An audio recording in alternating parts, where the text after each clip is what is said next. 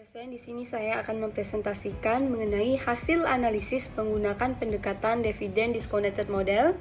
Nah, di sini produk yang saya bahas yaitu saham BBRI yang merupakan salah satu produk dari Bank BRI Indonesia atau Persero Tbk, atau yang lebih kita kenal dengan BRI, yang merupakan bank milik negara yang menyediakan berbagai layanan keuangan.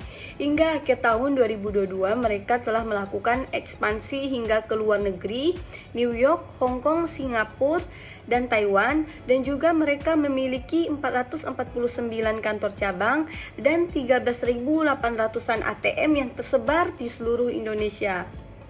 Nah, untuk data analisisnya ini, saya menggunakan laporan keuangan BBRI maksudnya tahun 2024. Dalam perhitungannya, saya menggunakan beberapa parameter, yaitu BI rate saat ini sebesar 5,75%, beta saham BBRI sebesar 1,33%, expected return pada tahun 2023 sebesar 6,16%.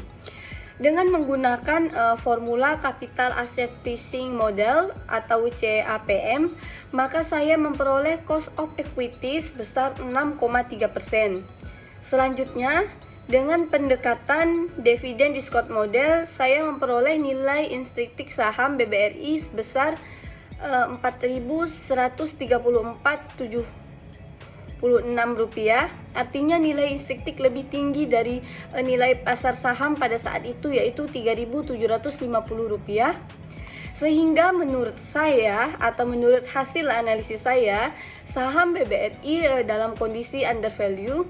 Meskipun demikian, meskipun expected return berada di angka 6,16%, penting untuk dicermati bahwa yang kita harapkan dari investasi saham adalah return yang positif dan stabil. Saat ini tahun 2024 hingga 2025 terjadi penurunan IHSG yang cukup signifikan. Penurunan ini disebabkan oleh berbagai faktor ekonomi makro yang berdampak langsung pada performa pasar.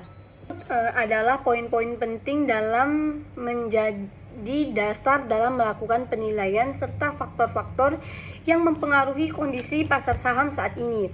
Nah, di sini kita bisa lihat ya, apa sih yang mempengaruhi turunnya hingga 6% sekian. Yang pertama yaitu faktor eksternal, yaitu defisit APBN meningkat akibat penerimaan negara turun 30%. Terus adanya utang pemerintah naik 44,77%, memicu kekhawatiran investor, serta rupiah melemah 2% terhadap dolar Amerika Serikat sejak awal tahun, dan ketegangan geopolitik global seperti Rusia Ukraina, tarif balasan Eropa Amerika Serikat menekan pasar, serta OECD menurunkan